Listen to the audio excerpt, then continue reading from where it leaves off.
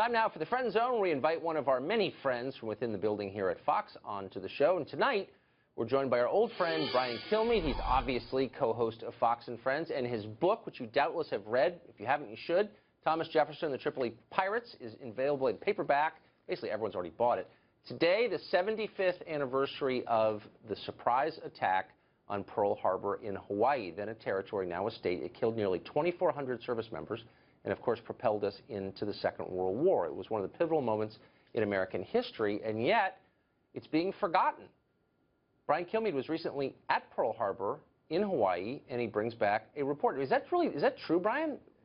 I think so, Tucker. It's great to see you, as usual. And I'll tell you what, it's just so, this is the year my family decided we're going to put up with the 12-hour ride. We're going to fly out directly to Hawaii. 75 years since the attack. We're definitely going to Pearl Harbor, and we went. We could not wait to go. And being that you have this huge budget, you were able to pay the rights fees to see my family photos from Pearl Harbor, where we had a chance to not only see some veterans who were signing books, to see the big tribute. It's a thriving military port, I get it, and base, but it also is a tribute to those who gave their lives that day. So we got on the boat, and we go out there with the, after seeing the movie, the competency movie, to let everybody know what you're about to see. And we go to see the USS Arizona, and after I saw the great job the tour guide did and how fundamental and rudimentary the movie was, I said, listen, when Americans come to see this, do they usually ask questions as if they know what's going on or don't? And they said, most of the young people have no idea what happened and who won the war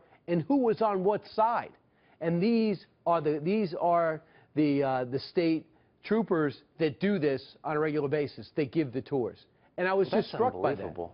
Well, I think if you were to ask your average high school student, what's the basic story of the conflict between the United States and Japan in the Second World War, it would, of course, be Hiroshima and Nagasaki. It would be this totally unjustified and horrific atomic bomb attack waged for reasons we don't understand against the peace-loving Japanese. That's a total, I mean, it's a lie, but that's what they learn, I think. You know, and you were doing the show at this time, I believe, when President Obama went over to Hiroshima and Nagasaki for those who lost their lives after the atomic bomb. And I always thought, if you want to do that, go ahead and do that, and the president did. But stop in Hawaii first. You know a few people here, you grew up here, go to Hawaii, and let everybody know, I'm going over to see what happened after they did this. Because it'll remind people that there was a reason why we attacked, because we were attacked. And we did this thing for total and complete victory. Now, when I bring this up, especially on the radio I'm sorry today, to interrupt you. Did he do that? I can't remember. Did he no, stop he did not. Hawaii? Right over to Nagasaki, right over to Hiroshima, excuse me, and did his tribute and left. Historic, absolutely. I have no problem with it. They're great allies. But I do think it would have been great to go to Hawaii first. And on the radio today, we talked about, is 9/11 the same thing? Is it going to be forgotten in 75 years? And I don't know how you feel, Tucker, but I don't think it'll be forgotten. And I think it has a lot to do with the quality of the museum, which is downtown around a thriving metropolis. And I think it has a lot to do with the fact that New York is such a popular city and Hawaii is so beautiful but far away. I think that 9/11, 75 years from now, we have the video, we lived it, and I think we'll be talking about it much more vividly, sadly, than 75 years ago when Pearl Harbor was hit. What about you?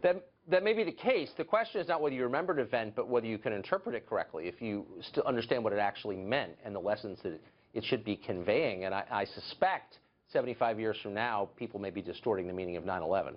I sense that the way we are patriotic and not patriotic, maybe we'll be on the ebb and flow of the high when people realize when you're born in this country, you pretty much hit lotto, no matter what status you're in. And I think people take that for granted, and it has a lot to do with the way people look around and say, what's so great about America? Well, you should take a look around the rest of the world, and you'll find out. No, that's exactly right. I suggest that every graduating high school senior go to Burkina Faso for the summer, just to get some context. Wow. Brian Kilmeade, thank you. That was great. Great to see you, Tucker. Touching. Great to see you, man. Thanks. Okay.